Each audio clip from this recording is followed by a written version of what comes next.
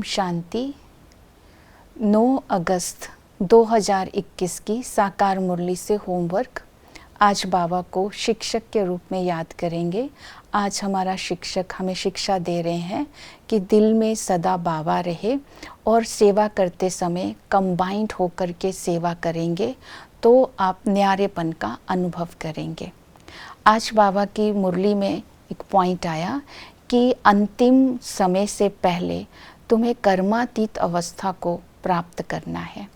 तो कर्मातीत अवस्था को प्राप्त करने की विधि बताई। कम से कम 8 घंटा योग में रहना है, क्योंकि तुम कर्म योगी हो। तो आज हम प्लान बनाएंगे कि 8 घंटा हम योग में कैसे रह सकते हैं। कर्म करते समय किसी न किसी संबंध से बाबा के साथ रू रिहान करते रहेंगे तो श्रीमत परमाण भी रहेंगे और बाबा की बीच बीच में अशरीरी होकर बाबा को याद करने का अभ्यास भी करेंगे। तो इसका चार्ट रखेंगे। दूसरा, बाबा ने कहा कर्मातीत बनने के लिए जो भी ग्रहण लगे हैं उनका दान दे दो। जैसे कि सूर्य ग्रहण लगता है तो धरती पर सूर्य की किरणें नहीं आती है, तो बीच में चांद आ जाता है। इसी तरह आत्मा के ऊपर 5 विकारों का जब ग्रहण लग जाता है तो आत्मा के अनादि और आदि गुण कर्म में नहीं आ पाते और हम कर्मों में पाप करने लग जाते हैं।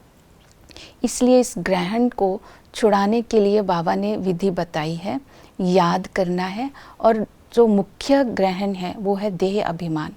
तो इसीलिए सारा दिन इन ग्रहण को मिटाने के लिए बाबा की याद में रहने का अभ्यास करेंगे और इंद्रिय जीत होकर के हर कर्म करेंगे। और इसके लिए ये भी याद रखेंगे हमारा धर्म कौन सा है। हम ब्राह्मण धर्म के हैं, तो ब्राह्मण धर्म अर्थात हर कर्म में वैष्णव बनना है, विष का अणु ना हो। हम ब्राह्मण सो देवता बनने वाले हैं, तो दैवी गुणों को हर व्यवहार में यूज़ करेंगे। इसके साथ फिर बाबा ने बोला कि इस समय अपनी अवस्था को अचल अडोल रखना है। कर्मातीत वही होता है जो एक रस होता है। तो अचल अडोल रखने के लिए आज बाबा ने ड्रामा के पार्ट को पक्का कराया। ये ड्रामा एक्यूरेट बना हुआ है। एक्यूरेट बनने के साथ साथ बाबा ने ये भी बताया ये ड्रामा कल्याणकारी है। तो संगम पर खड़े होकर के ये निश्चय रखना है कि संगम पर मेरा अकल्याण हो नहीं सकता है, क्योंकि संगम पर आत्मा और परमात्मा का मिलन है, जिसका गायन सागर और नदियों के मिलन के रूप में गाया जाता है। तो जो भी हम कर्म करेंगे हर कर्म में मेरा कल्याण है, क्योंकि बाबा साथी है। कर्मातीत बनने के लिए विकार मेरे कर्म में ना आए तो हम सेवा में भी बिजी रह सकते हैं।